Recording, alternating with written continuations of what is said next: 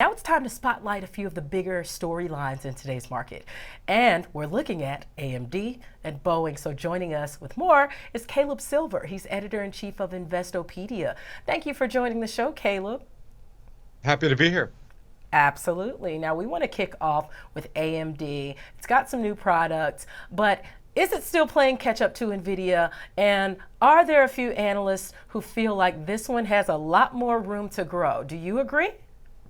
Yeah, well, everybody's playing catch up to Nvidia, but AMD making a big splash out at CES, announcing new AI chips and new game cards as well. It's revealing its new Ryzen 8000 chips for all the chip lovers out there. This is for desktop AI. They want to get into the desktop AI battle with Nvidia. This follows the Ryzen 8000 chips for mobile that were such a big deal a couple of months ago. So AMD leaning hard into AI, leaning hard into gaming at CES.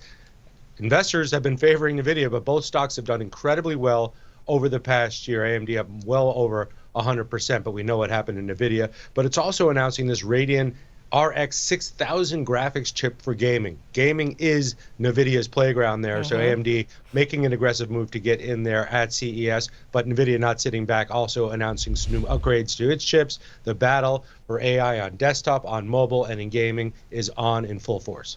It's not just a battle in AI, but it's a battle in regulating these chips that come through AI when it comes to issues with China or curbs with China. So are you looking at any potential regulatory issues already? Is the company talking about that either?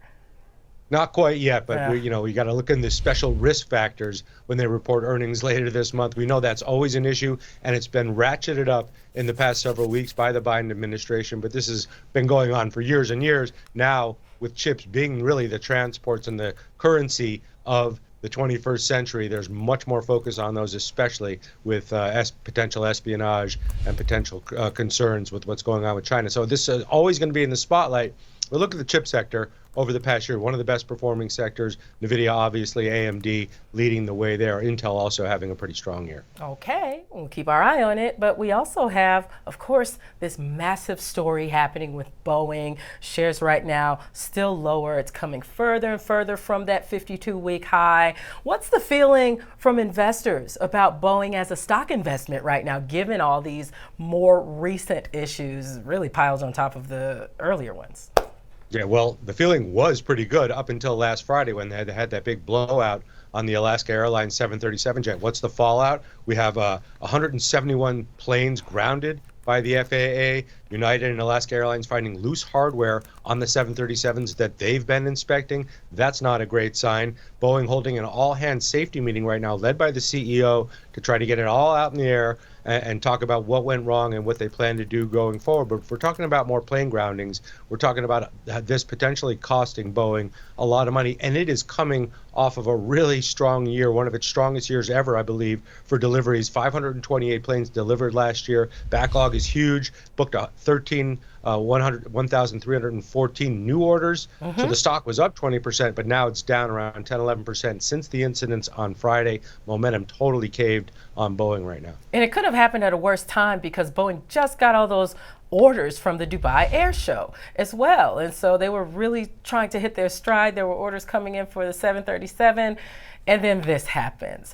But tell me something. Is there anything else you're watching right now as we head into CPI and bank earnings starting on Friday? Yeah, we're always watching investor sentiment here at Investopedia, and it's not strong right now. It was strong, obviously picking up into the end of the year after that 2-month rally. But it's weird because it was a rally that a lot of retail and individual investors like us didn't totally embrace. When we look at what people were buying throughout the year, which we do through our sentiment surveys, it was a lot of CDs, it was a lot of money market funds, it was a lot of defensive stock positions. And even today, as we've had this sell-off over the last week or so, you have people looking for dividend stocks, looking for places to hide cash, looking again for those top CD rates. So retail investors never poured their hearts into the rally last year, even though we were up over 24%. And I think right now backing off a little bit more right now. So we're watching the sentiment shift as we've had this retracement. Are we going to get some support here eventually? Are we going to get some buying back in the big names? Because it's been a rough start to the year, and rough starts to the year usually don't bode well for the rest of the year. I think that's one we can agree on, that it has been a rough start to the year. Everyone can agree on that. Caleb Silver of Investopedia, thank you so much for being here. We appreciate you.